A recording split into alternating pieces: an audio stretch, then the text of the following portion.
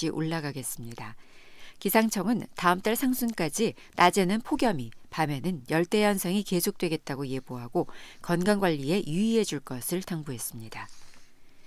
서울지방 현재 기온 30.4도입니다. 아나운서 백정원이었습니다. KBS 제1라디오 한시뉴스를 마칩니다. KBS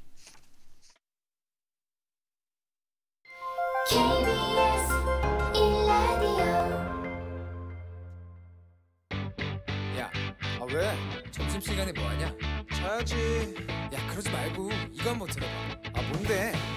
지금 당장 라디오를 켜봐. 나른한 오후 깨울 시사 토크쇼. 모두가 즐길 수 있고 함께하는 시간. 유쾌하고도 신나는 시사 토크쇼. 오태훈의 시사본부. 네, KBS 라디오 오태훈의 시사본부 2부 시작합니다. 시사본부 청취자 여러분들의 참여 기다리고 있습니다. 샵 9730번으로 방송 중에 의견 보내주시면 되고요. 짧은 문자 50원, 긴 문자 100원, 어플리케이션 콩은 무료로 참여하실 수 있습니다. 그리고 유튜브에서 일라디오 혹은 오태훈의 시사본부 이렇게 검색하시면 영상으로도 확인하실 수 있습니다. 현안을 둘러싼 여야 의원들의 가감없는 설전이 있는 시간 정치화투. 오늘도 더불어민주당 김성환 의원 자리하셨습니다. 어서 오십시오. 네, 안녕하세요. 서울 노원의 김성환입니다. 반갑습니다. 네, 그리고 자유한국당 백승주 의원 나오셨습니다. 어서 오십시오. 예, 안녕하십니까. 경상북도 구미 갑의 자유한국당 백승주 의원입니다. 네. 99일 동안 표류하던 추경안이 어제 오후 교섭단체 원내대표 간의 극적인 합의로 처리가 될 것 같습니다. 어떻게 이게 합의가 됐는지 막전 막후를 좀 두 분께 좀 여쭤볼까 싶은데 먼저 김성환 의원님. 네, 아무래도 이제 추경안이 그 사상 두 번째로 오랜 기간 이제 국회 계류 상태로 표류 중이었잖아요. 예. 이제 자유한국당 측에서 여러 가지 뭐 조건을 붙였었는데. 아무래도 이제 최근엔 특히 일본의 무리한 경제 규제 때문에 지금 한일 간의 경제 전쟁을 하고 있는 중이잖아요. 네. 그런데도 그 이제 추경안에 그 이제 한국의 소재 부품 산업을 강화하기 위한 추경 예산도 포함되어 있는데 이것을 계속 발목 잡는 것에 대한 여론의 부담이 상당히 심했던 거 아닌가 싶습니다. 그래서 이번에 자유한국당에서 전격적으로 합의를 해주셨는데. 어쨌든 그 합의 정신을 잘 담아서 추경안도 잘 처리하고 또 그렇게 해서 우리 경제가 조금이라도 보탬이 되면 좋겠다 이렇게 생각합니다. 여당에서는 지금 그 야당이 좀 부담 때문에 전격적으로 합의하셨다고 말씀하셨는데 자유한국당의 백승주 의원 여당 의원 말씀 들으니까 여당이 전혀 부담 안 느꼈던 것 같아요. 예. 여당 원래 추경 통과를 안 바랬던 같은 느낌이 들어요. 그래서 이번 먼저 6월 국회에서 추경이 이제 통과되지 않은 건 여러 가지 이유가 아니고요. 마지막에 가면 정경도 국방부 장관 해임안을 국회법에 따라 처리하자는 그런 입장이었는데 그러고 있었죠. 해임안 상정하고 70시간 이틀 연속으로 본회의를 열어야 이제 처리가 가능한데 극구 그 해임안 처리를 반대했죠. 예. 그 해임안 처리를 거부했기 때문에 추경안 통과까지 안 된 겁니다. 저는 이해가 좀 안 됐어요. 20대 국회 저희가 지금 20대 국회인데 예. 제가 국회의원 되자마자 첫 번째 처리했던 일 같은데 느낌이 김재수 농림부 장관 해임을 그 황제금융 이런 거 가지고 해임안을 민주당이 제안해서 의결을 했거든요. 당시의 야당이. 예. 그렇죠. 당시 야당이. 그 보면은 장관 해임 건의안을 내는 것은 국회 권한이고 그에 따라서 처리하면 되는데 그거 하고 추경 처리 안 하는 걸 맞바꾼 거예요. 우리 당에서는 이래갖고는 국회 여러 가지를 상황을 봤을 때 이 부분에 대해서 참 유감을 가지지만 국민들을 생각할 때 추경안에 대한 거하고 안보국회를 절충해서 좀 하자. 이런 여당이 추경을 통과하자고 계속 그걸 해야 될 텐데 네. 우리가 이렇게 적극적으로 나서서 제안을 했어요. 추경안 처리에 합의를 한 것 같습니다. 우리가 조금 걱정했던 부분 이런 부분이 있어요. 솔직히. 예. 추경안 처리 안 해주면은 나중에 가서 이 경제가 굉장히 어렵고 좀 뭐 경제 실정이 심각한데 네. 추경안 통과 안 시켜서 한국당이 추경안 통과시켜서 경제가 어려졌다 이런 덤택이 있을 가능성이 좀 있어서 그런 부담은 좀 있었어요. 예. 어쨌든 오늘 여야가 이렇게 대등적으로 합의를 했기 때문에 1일날 잘 그 기간 동안에 꼼꼼하게 심사해서 통과되길 바랍니다. 예, 청취자 김종무님께서 자유한국당의 통큰 추경 합의 고맙습니다. 오랜만에 국회에서 들려온 좋은 소식입니다. 이렇게 이런 거 오랜만인데요, 상당히. 그러면 지금 야당 쪽에서는 안보국회를 열자고 요구를 했던 것이고 여당에서는 이제 추경 통과 이거에 대해서 이제 요구를 했던 상황인데 이 부분은 접점이 된 거고 그러면 8월 1일 그러니까 모레죠. 네. 모레 그러면 추경안은 통과가 되는 건가요? 예, 합의 정신에 따르면은 추경안을 그때까지 꼼꼼하게 심사해서 예산결산을 통과해서 본회의에 상정해서 본회의 통과시키는 걸로 합의를 했죠. 그러면 뭐 삭감 같은 건 없이 그냥 바로 다 아니죠. 그건 아니고요. 그건 아닌가요? 예. 지금 감액 심사까지는 다 했고 증액 심사를 하고 있어서 예. 뭐 부분적인 뭐 의회 고유 권한이니까요. 뭐 약간의 변동은 있겠습니다만 전체적으로 보면 정부가 요청했던 안이 상당 부분 반영될 거라고 봅니다. 네. 거기에는 이제 강원도 산불 관련 예산도 있고 그러니까 재 예산들, 예산도 재난, 있고 또 미세먼지 대책안도 있고 또 지금과 같은 여러 가지 경제에 대한 대응 예산도 있고 해서 뭐 적정하게 반영되지 않겠나 싶습니다. 증액 예산과 관련해서 우리 당은 이제 그 일본의 수출 규제에 따라서 그 소재 산업을 좀 국산화하고 지원하는 대체하는 데 대한 정부가 요구했던 안이 좀 들쭉날쭉해요. 이렇게 쭉 들쭉날쭉하다가 물론 뭐 임박해서 하니까 거둥지도하는 모습도 있는데 그 일본 수출 규제에 대응한 예산들은 과감하게 해서 거기에 대응을 하는데 예산에 불편함이 없도록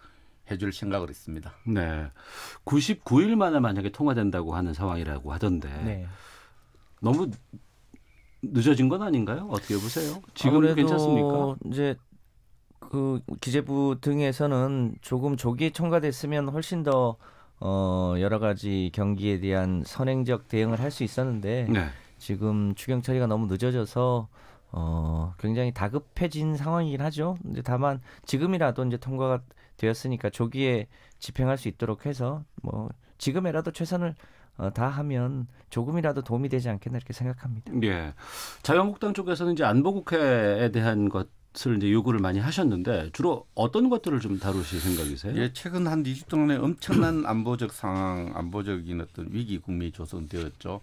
물론 이 처음에 이 추경하고 맞물렸던 삼척항에 북한 선박이 무단 입항하고 이것이 범정부적으로 축소 은폐했던 의혹들이 있었던 그 상황에서 또 동해에 그 러시아와 중국이 새로운 형태의 군사 훈련을 하면서 그 과정에서 러시아는 6.25 전쟁 이후에 처음으로 우리 영공, 독도 영공까지 2차례 7분 동안 침공한 일이 있었고 또 중국과 러시아 군용기들이 거의 뭐 우리가 선정한 어떤 설정한 방공식별구역을 막 무단으로 침입한 일들이 있었고 더욱 충격적인 일들은 북한이 다시 이스라칸데라급 그 미사일을 600km 사정거리 600km에 따르는 새로운 신형 미사일 발사할 모습을 보였고 또 바다에서 미사일 쏘아올 수 있는 3,000톤급 잠수함 건조 사실 이렇게 과시했던 이런 상황들이 우리 안보에 대한 엄청난 불안을 만들어서 국민들이 이 더운데 잠을 못 이루겠다 해서 걱정해서 이런 부분에 대해서 좀 총체적 시스템상의 어떤 점검을 하고 보안 중장기 대책을 좀 세우는 그런 안보국회 필요하다 이렇게 생각해서 소집했습니다. 예, 여기에 대해서 여당은 어떻게 대응할 생각이신지? 예, 뭐 잘 아시겠습니다만 뭐 그런 일이 안 생겼어야 되긴 하나 러시아가 영공을 침해한 것에 대해서는 우리 공군의 신속한 대응이 대체로 국민들로부터 잘했다고 하는 평가를 받고 있잖아요. 그리고 며칠 전에 있었던 북한의 목선 NLL 이제 남하였던 것도 그 전에는 이제 경계에 한번 실패한 적이 있었습니다만 이번엔 또 신속하게 대응을 했고 또 한일 간의 외교 문제는 뭐 이제 저희 다 알려진 문제고요.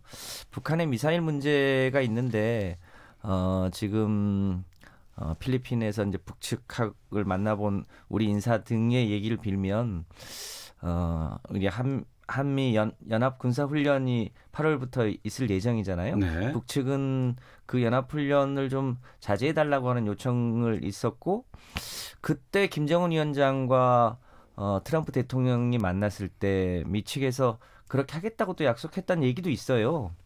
우리 얘기가 아니라 트럼프 대통령이.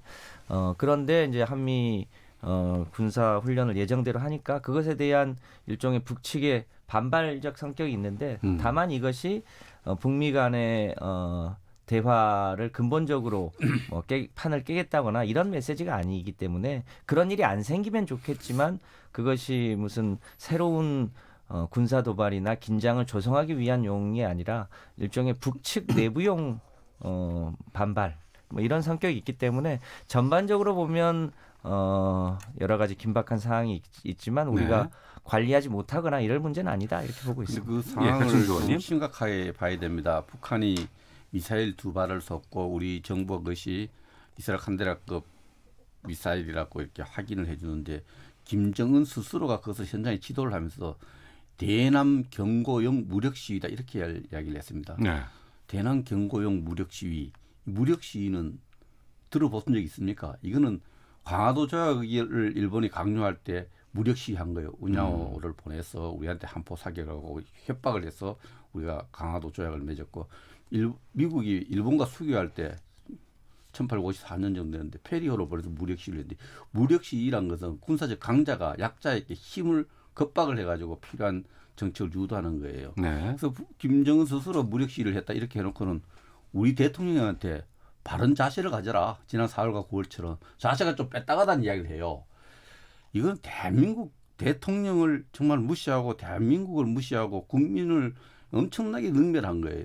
이런 주장을 내놓고 하고 있는 거예요. 이런 것을 뭐 남북관계 특별한 도발한 게 없다 이렇게 대응하는 저는 도저히 이해가 안 되고요. 네. 또 심각한 것은 지금 동해에 이제 목선이 또 넘어왔는데 원래 목선이 북한 배들이 넘어온 몇 척쯤 되는지 아세요? 386척입니다. 네. 이게 표류 엔진 고장으로 뭐 기름이 떨어져 표류한 것 같으면 문제가 좀 없어요. 돌려보내고 하는 것들이. 그럼 이전에 2015년은 6척이 넘어왔던 게 지금 386척이 넘어왔어요. 이것은 나무 바다에 나무 농장에 들어가서 그냥 농사 짓고 고기 잡는 거예요. 이것을 그냥 남북한 군사 합의서 이후에 일어난 것이 동해 바다와 서해 바다가 북한에게 그냥 넘겨준 거예요. 이런 문제에 대해서 심각하게 생각하지 않은 우리 정부가 잘못이다. 네. 이런 데 종합적으로 한번 점검할 필요가 있다고 생각을 하고요. 이번에 새로 목선이 하나 넘어왔는데 또 흰 깃발을 달고 이렇게 넘어왔는데 그 항로를 이탈해서 잘못 왔다 그러니까 바로 돌려보냈거든요. 야, 이거는 도저히 제가 이해가 안 가는 게 북한 선언 이야기에만 진술만 믿고 그대로 조치를 해주는 거예요. 이거는 철저히 조사를 해야 됩니다. 우리 선원들이 최근에 러시아 배를 타고 어선을 타고 있다가 3명이 북한에 끌려갔는데 며칠 만에 돌아왔습니까? 10하루 만에 돌아왔습니다. 2017년에 흥진호라고 있는데 북한에 끌려가서 어디 갔는지는 몰라가 전 일본과 우리 배들이 마무리해 주시고요. 서식까지 예. 했는데도 7일 만에 돌아왔어요. 이건 정말 상호주의도 어긋나고 지금 386척이 올해만 386척이 북한 어선이 우리 바다를 고기를 잡고 있는 데 대해서 이걸 안이하게 대응하고 있는데 저는 그런 부분들을 이번 안보국회에서 좀 중점적으로 겁니다. 다루실 생각이신 것 같고요. 한 가지 좀 예. 참고해야 될 게 있습니다. 최근 들어서 북한의 목선이 이제 동해안에서 고기를 많이 잡는데 남쪽에 내려와서 잡는 건 아니고 북한이 왜 갑자기 그렇게 동해안에 그 고기잡이 배가 늘었냐? 예. 북한의 변화의 측면이 있습니다. 저희가 잘 모르는데 과거에는 소위 고기를 잡는 것도 협동조합 방식으로 해서 고기를 열심히 잡을 필요가 별로 없었습니다. 그런데 최근에는 일정한 세금을 내면 그 고기잡이한 고기를 잡아서 얻는 이익을 북한 주민이 갖게 됩니다. 그러니까 과거에 비해서 훨씬 출어를 자주 하는데 다만 그 배가 뭐 여러 가지 이제 낡고 노후하고 이런 것 때문에 표류해 오는 이 경우가 많이 늘은 거죠. 이제 그런 점도 좀 참고할 그 만한 정도 문제가 아니고요. 예. LLL 북쪽 바다에서 뭐 출어 기회 느는 거 누가 문제를 삼겠습니까? 이거 남쪽으로 넘어온 배가 386척이게 돼요. 알겠습니다. 자, 그 내용은 여기서 좀 마무리하도록 하겠고요. 더불어민주당 김성환 의원, 자유한국당 백승주 의원과 함께 정치화투 계속해서 주제 이어가 보도록 하겠습니다. 일본의 수출 규제 조치 등 각종 현안 대응과 관련해서 문재인 대통령 휴가 반납하고 여러 가지 해법 찾기에 나서고 있는 상황입니다. 취임 직후부터 일과 삶의 균형을 강조해왔지만 이번에 휴가 자체를 취소한 것, 취임 이후 처음 있는 일이라고 하는데 아무래도 좀 상황이 엄중하다고 본 거겠죠? 예, 아무래도 아직 뭐 최종 확정된 건 아닙니다만 일본의 아베가 휴가에서 복귀하고 네. 또 그 가기에서 8월 2일 날 화이트리스트 배제를 결정할 가능성이 있다 이렇게 보고 있는 거잖아요. 네. 물론 그 후로 이제 연기될 가능성도 있긴 합니다만 그 굉장히 이제 국가적 안보적으로 경제적으로 큰 일종의 비상 상황이죠. 비상 상황을 감안해서 이제 대통령이나 총리가 휴가를 이제 반납한 것은 저는 당연한 조치다. 다만 그것 때문에 다른 일반 공무원들까지 무슨 휴가를 반납할 일은 근데 아닌 거 대통령이 아니냐. 휴가를 반납하면 밑에서 그 일반 공무원들이 휴가 갈 수 있을까요? 그러니까 이제 그거는 상황에 맞게 하는데 예. 대통령도 다른 청와대나 다른 일반 부서의 그 공직자들이 다 그럴 필요가 없다고 몇 차례 얘기를 했기 때문에 예.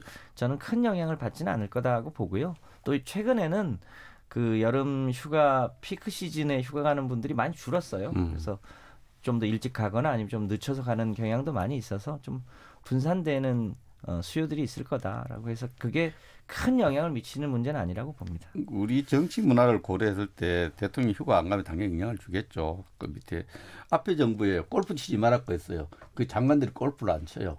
그 밑에 직원들 골프를 안 치는데 대통령이 휴가를 안 가요. 당연히 그렇게 하니까 바로 홍남기 부총리도 휴가 안 가겠다 이렇게 이야기를 했는데 뭐 그런데 또 오늘 아침 조간들을 보니까 대통령은 또 1박 2일간 가족들 또 손자 데리고 제주도 갔다는 보도도 있어요. 일반 국민들이 이거 휴가 아니냐 이런 이야기도 있는데 대통령 또 휴가 좀 즐기는 모습 보고 싶습니다. 외국 대통령들에 비해서 우리 그게 좀 취약한 문화인데 공직자도 휴가 즐기는데 휴가를 가고도 좋은 정책을 하는 게 최고고요.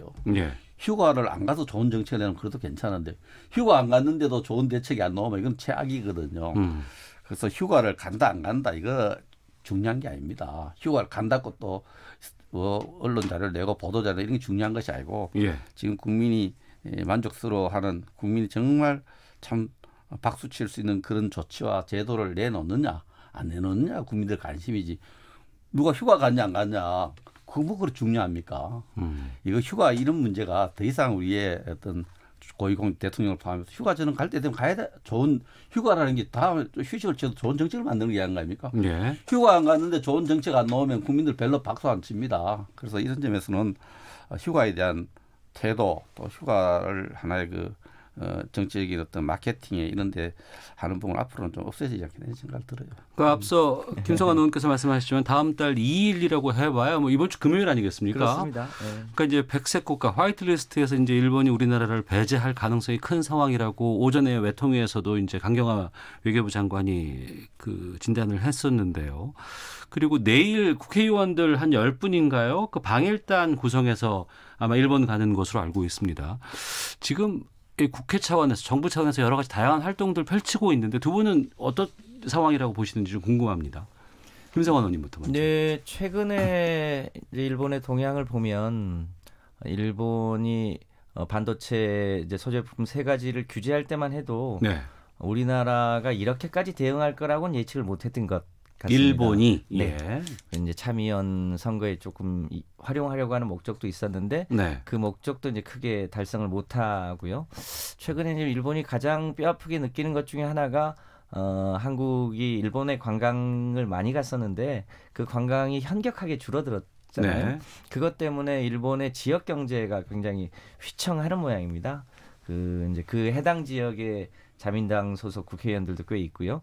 그게 이제 조금씩 영향을 미치는 건 아니냐 이런 네. 이제 일종의 예측도 있고요. 또 이번에 방일단을 가면 또 우리 일본을 잘 아는 의원들이 여야가 한 목소리로 일본을 좀 설득도 하고 또 WTO 등에서 여러 외교 채널을 통해서 일본의 현재 그 경제 규제 조치가 부당하다는 것을 알리고 있고 국제 여론도 대체로는 그렇게 지금 분위기가 흘러가고 있잖아요. 예. 그럼에도 불구하고 일본의 아베 정부는 아직까지 한국에 대한 경제 규제 조치를 해제하거나 뭐 이럴 생각이 없어 보여서 조금 더 다각적인 노력이 필요하지 않겠나 이렇게 생각하고 한편으로는 비상한 대응과 또 폭넓은 외교 이렇게 지금 대책을 세우고 있는 중입니다. 네. 백승주 네, 의원께서는. 김성환 의원님이 비교적 긍정적으로 우리 정부 조치를 평가하고 또 거기에 대한 임팩트, 영향도 있어 잘 될 거라 기대되는 그렇게 되기를 바랍니다. 그리고 또 일본 의원 내각제이지 않습니까? 예. 전부 국회의원들이 다 장관하고 주요한 정책 결정들을 하는 제도이기 때문에 한일 의원연맹에서 오랜 경륜이 있는 분들 중심으로 해서 한일 의원연맹을 통해서 가는 것은 굉장히 좋은 일이라고 생각합니다. 시기적으로도 좋고. 그러나 본질적으로 이 부분은 지금 아베 일본 총리하고 우리 대통령 간의 정치적 어떤 신뢰의 어떤 균열이 생기기 때문에 이 문제가 저는 생겼다고 봅니다. 네. 제가 볼 때는 최고 지도자 간의 그 신뢰가 이런 문제가 생기기 때문에 이 부분에 대해서는 조속히 두 분 간의 신뢰를 회복하려는 노력들이 뭐 한꺼번에 금방 해야 되겠습니까? 이런 노력들이 의원연맹을 통한 노력이라고 여러 가지 또 자민당 내에도 설득을 통해서 이렇게 여건을 만들고 해서 두 분 간 신뢰 회복이 되는 시점에 이 문제가 해결될 걸로 봅니다. 신뢰 회복을 위해서 어떻게 해야 되느냐는 뭐 같이 노력해야 될 부분이고 어쨌든 그 일본은 이건 잘못한 겁니다. 네. 역사 문제를 경제 무역 수출 규제, 경제 보복으로 이렇게 한다는 것은 이웃 국가 간에 한일 관계나 또 세계 무역 기구의 규약상으로 일본이 잘못한 거고요. 예. 일본이 빨리 잘못한 걸 깨닫고 돌아가기를 바라고 아울러서 좀 말씀드리고 싶은 것은 일본이 이 역사 문제를 경제 보복으로 푸는 것이 잘못인 것처럼 우리도 지소미아라든지 한일 정보교류협정 이런 안보 문제를 갖고 이 문제를 더 덧나게 하는 일은 좀 신중히 할 필요 있다. 안 해야 된다 이렇게 생각합니다. 알겠습니다. 더불어민주당 김성환 의원, 자유한국당 백승주 의원과 함께 정치화투 진행하고 있는데요. 헤드라인 뉴스 듣고 계속해서 두 분과 함께 말씀 이어가도록 하겠습니다. 이낙연 국무총리는 공무원의 적극 행정은 보상하고 적극 행정 과정에서 생기는 과오는 면책하기 바란다며 대신에 소극 행정은 공직사회에서 사라지도록 제재할 필요가 있다고 밝혔습니다. 이인영 더불어민주당 원내대표는 여야 3당이 합의한 대로 다음 달 1일 본회의에서 추경 예산안을 꼭 처리하겠다고 말했습니다. 자유한국당 나경원 원내대표는 강원도 산불과 포항지진, 붉은 수돗물 등 재난안전 예산은 확대하겠지만 현금 살포성 예산은 대폭 삭감하겠다고 밝혔습니다. 청와대는 존 볼턴 미국 국가안보 보좌관이 최근 방한했을 때 차기 한미 방위비 분담금으로 50억 달러, 우리 돈 5조 9천억 원을 요구했다는 보도와 관련해 방위비 분담금 액수는 언급되지 않았다고 밝혔습니다. 일본이 이르면 다음 달 2일 우리나라를 백색 국가 명단에서 제외하는 법령 개정을 할 것으로 예상되는 가운데 정부도 민간업계를 대상으로 설명회를 개최하는 등 본격적인 충격 대비에 들어갔습니다. 지금까지 라디오 정보센터 조진주였습니다. 이어서 기상청의 송소진 씨입니다. 미세먼지와 날씨 정보입니다. 찜통 속 같은 더위지만 공기는 깨끗한 상태입니다. 현재 전국의 미세먼지 농도가 좋음으로 나타나고 있고요. 대기 확산이 원활해서 오늘과 내일 계속 좋음 단계를 유지하겠습니다.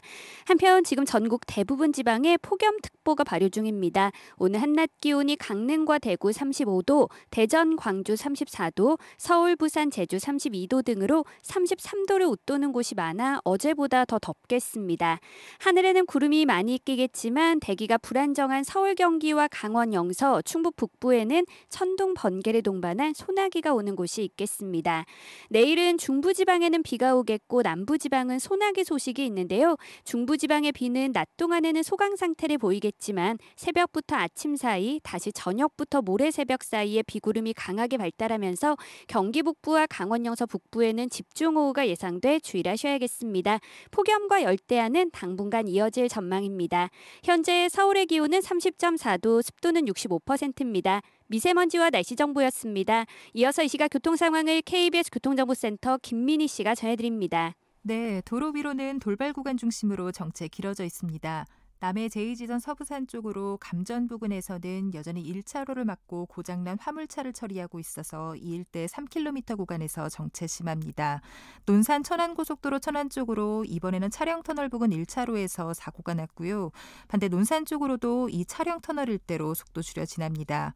서울 외곽고속도로 판교에서 일산 쪽으로 소래터널 부근 1차로에서도 사고가 났는데요. 이 소래터널에서 송내 사이 정체가 더 심해졌습니다. 더 가서는 노우지 분기점에서 김포유금소 사이로 정체입니다.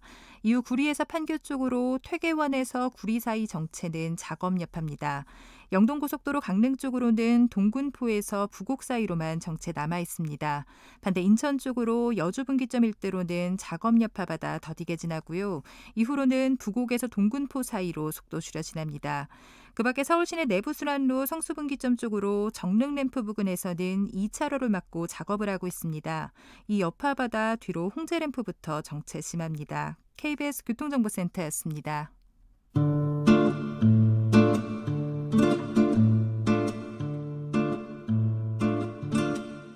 오태훈의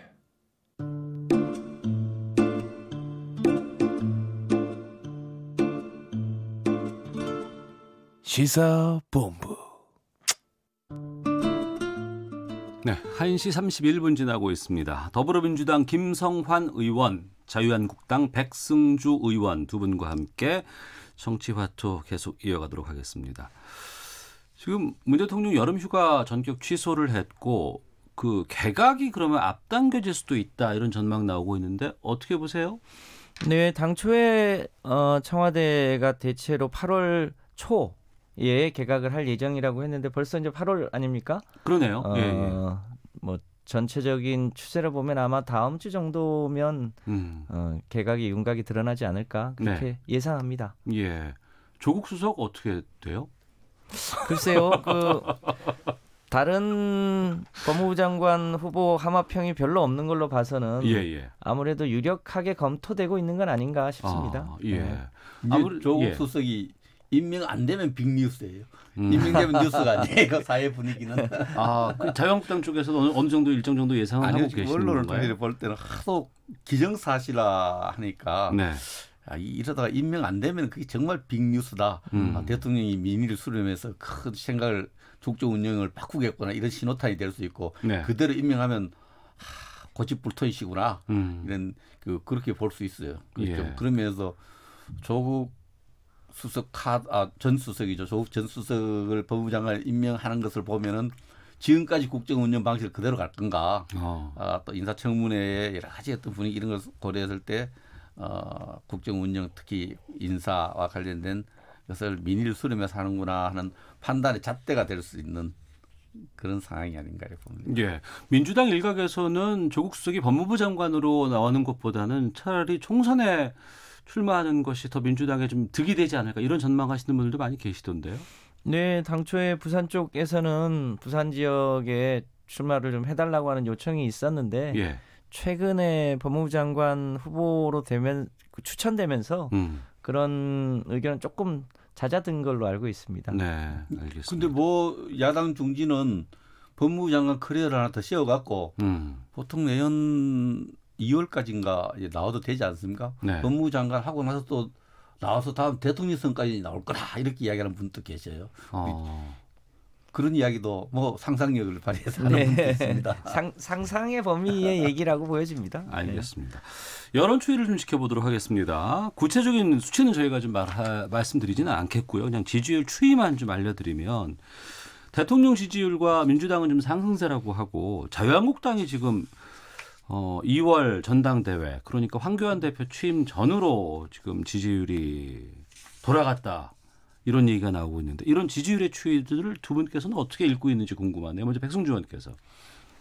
예, 지금 뭐 한 개 언론사에서 한 주일에 2번 또 한 개 언론사 한 번 정도 정기적인 여론조사를 하는데 여론이라는 게 이제 숫자보다도 추세가 중요한데 확실히 추세의 국면을 보면은 지금 위기 국면에서 국정의 위기 국면에서 우리 당이 조금 하락세를 보이는 건 사실이고요. 예.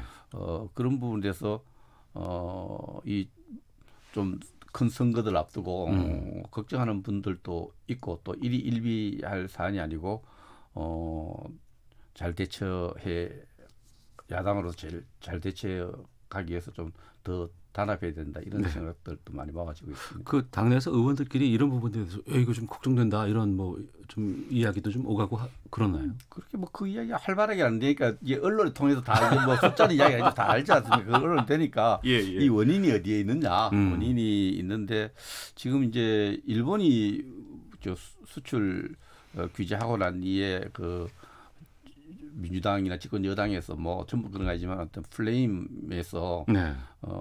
저 반일 플레임에서 우리가 조금 대응하는 부분에 대해서 일시적으로 조금 어려움을 겪고 있는 부분도 있고 네. 당내에 또 이 민주적인 정당이고 또 야당에서 뭐 민주당도 옛날에 많이 겪었던 당내의 어떤 또 저 당의 저 단합에 조금 부합하지 못하는 이런 모습들이 이 상승 작용을 일으키면서 하나 추세에 네. 또 부정영향을 미치고 있다. 이것을 잘 극복해야 된다. 이런 주장들이 많죠. 민주당은 어떻게 보고 계십니까? 네, 뭐 최근에 그러니까 남북미 정상회담이 있었잖아요. 6월 말에. 네. 이제 분단 사상 처음으로 미국의 현직 대통령이 판문점의 군사분계선을 넘었다 온 그런 일도 있었고 또 최근에는 이제 아베 일본 총리의 무리한 일종의 경제 보복, 경제 침략에 대한 우리 국민들을 포함한 이 여야가 공이다 이 부분에 대해서 강하게 대응해야 된다고 하는 국민 여론이 있는 거잖아요. 또 그것에 대한 정부의 뭐랄까요 대응 이런 것에 대해서 국민들이 대체로 문재인 정부와 민주당이 대응을 잘 하고 있다는 것에 대한 여론의 추이가 반영된 거 아닌가 싶은데요. 네. 뭐 그럼에도 불구하고 굉장히 비상 상황이기 때문에 지금은 여야 가리지 않고 어떻게든 이번 기회에 한국의 소위 소재 부품 장비 산업의 일종의 기술 독립, 자립 이런 걸 해서 지금 대한민국의 대기업은 굉장히 많이 성장을 했잖아요. 그런데 그 중간 경제 허리에 해당되는 일종의 고부가 가치 소재 부품 산업은 여전히 대일 의존 등이 높았던 것이 확인된 만큼 네. 이런 영역에서 한국의 이제 경제 허리를 튼튼하게 하는 계기로 삼아야 하지 않겠나 싶고요. 예. 그런 면에서 정부와 여당이 이 문제까지 좀 책임 있게 해나가려고 지금 노력하고 있습니다. 그런 것에 대한 국민들이 그것에 대한 일종의 긍정적 지지가 여론에 반영됐다 이렇게 생각하고 있습니다. 네. 저는 뭐 일단 이 여론 추이는 하나 조정 국면에 있습니다. 조정 국면에 있는데 민주당도 사실 또 대통령 지지율도 상당히 하락을 조정을 받을 때가 있었고 예. 조정이 이제 조금 이렇게 좋은 방향으로 이렇게 보는 부분도 있는데 최근에 여론조사의 어떤 특징은 짧은 기간에 변화폭이 굉장히 커요. 예를 들면 판문점 회동 직후에 막 올라갔다가 그 직후에 폭락을 했다가 대통령과 민주당 지지도 폭락을 했다가 다시 폭락까지 떨어졌다가 다시 일본의 규제에 대해서 대응할 때는 조금 올라가고 이렇게 이 조정 국면이 굉장히 크다는 것은 우리 국민들의 그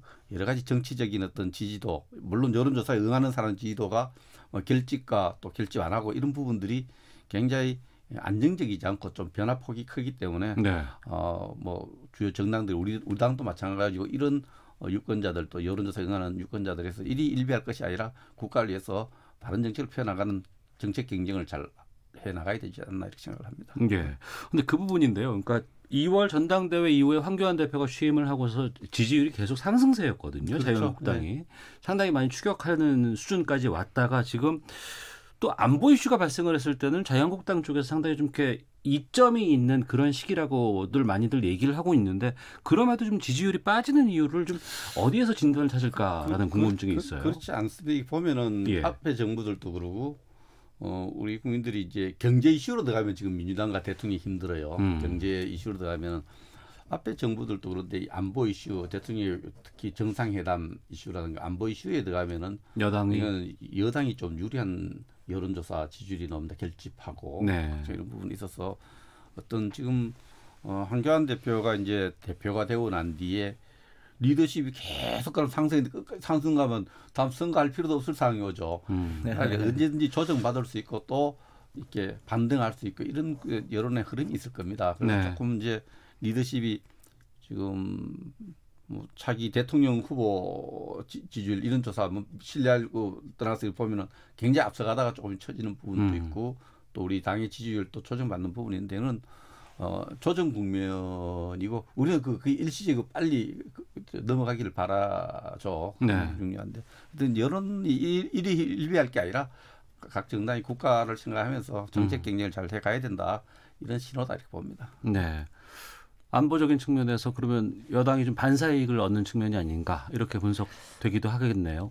글쎄요, 제가 뭐 자유한국당 내부 얘기를 하는 건 좀 썩 적절치는 않습니다만 이제 초기에 황교안 대표에 대해서 가졌던 보수 진영 내에서의 기대가 있었는데 실제로 당 대표가 되면서 여러 차례의 말실수나 혹은 정책에 대한 현안을 분석하는 능력이나 이런 것에 대한 뭐랄까요, 약간의 회의라고 할까요? 그러니까 리더십에 대한 그 국민적 여론이 그렇게 썩 긍정적이지는 않은 것이 아마 여론에 반영되지 않았나 이렇게 생각하는데요. 하여튼 그건 뭐 자유한국당 내에서 잘 이제 극복해 나가시리라고 보고요. 근데 여야가 그동안은 좀 너무 극단적 대치 상태였죠. 네. 그러니까 계속 그 아주 사소한 걸 가지고 이제 의회가 여러 차례 보이콧 됐었지 않습니까? 여전히 이제 그런 문제들이 있는데 지금 백승주 의원님 말씀 주신 대로 정책 경쟁은 뭐 불가피하게 할 부분을 하더라도 그야말로 국익 차원에서 국가 경제나 국가의 외교안보 문제를 또 함께 해나갈 때는 함께 해나가면서 건전한 정책 경쟁이 있었으면 좋겠다. 또 그렇게 하고 또 그것에 따라서 총선의 국민적인 민의를 물으면 좋지 않겠나 이렇게 생각을 합니다. 그래서 한교안 대표 걱정해 주셔서 고맙습니다. 근데 과도하게 우리 정치 시작하는 우리 대표한테 과도하게 이제 말수 흠집 내기, 집요하게 흠집 내려는 또 이런 부분들이 기울어진 언론 운동장에서 좀 먹혀 들어가는 부분도 있지 않나 이런 것도 있고요. 사실 좀 제가 민주당 우리 당이 이야기했으니까 민주당에 딱 지금 제가 드리고 싶은 말씀은 북한 지도자의 그 막말에 대해서 왜 한 말도 안 하는지 나는 이해가 잘 안 갑니다. 북한 김정은이 우리 대통령 보고 진짜 입에 담지 못할 말을 하고 그 초등학교 교사가 학생들한테 훈육할 때 쓰는 바른 자세를 갖춰라 이런 말 하면은 뭐 청와대는 뭐 정무적으로 또 어떻게 하더라도 민주당이 그런 말 듣고 가만히 있는 건 말이 안 된다고 생각해요. 그 어떻게 북한 지도자가 우리 대통령 보고 바른 자세를 갖춰라. 초등학교 교사 이러면 그게 막말이거든요. 북한을 좀 엄하게 좀 질책을 같이 해야 됩니다. 할아버지 수염 많지도 유분수지 이게 말이 돼요? 이런 부분에 대해서는 우리가 질책을 합니다만 북한을 민주당을 대신해 질책을 합니다만 우리 대통령을 이렇게 모욕하고 우리 정부를 모욕하는 운동에 대해서는 김정은에게 좀 막말을 좀 하지 말라고 좀 해줬으면 좋겠어요. 오늘 저희 당 이해찬 대표가 이제 정기 기자 간담회를 했는데요. 거기에서 북한의 소위 미사일 발사에 대해서 굉장히 지금 시기에 맞지 않다는 것에 대해서 지적을 했습니다. 그 언론 보도를 못 보셔서 그러신 모양인데요. 저희가 지금 소위 남과 북의 70년간의 대결을 평화 구도로 바꾸기 위한 여러 가지 일을 하고 있는 거고요. 저희가 맏형으로서 소위 이제 북한을 이제 대하는 태도나 이런 것에 대해서 야당 입장에서는 좀 불만족스러울지 모르겠습니다만 전체적으로 북한과 미국과 한국 관계를 저희는 균형 있게 하고 있다 이렇게 생각을 하고 있습니다. 알겠습니다. 자, 더불어민주당 김성환 의원, 자유한국당 백승주 의원과 함께 한 정치화투 여기서 마치도록 하겠습니다. 두 분 오늘 말씀 고맙습니다. 감사합니다. 감사합니다.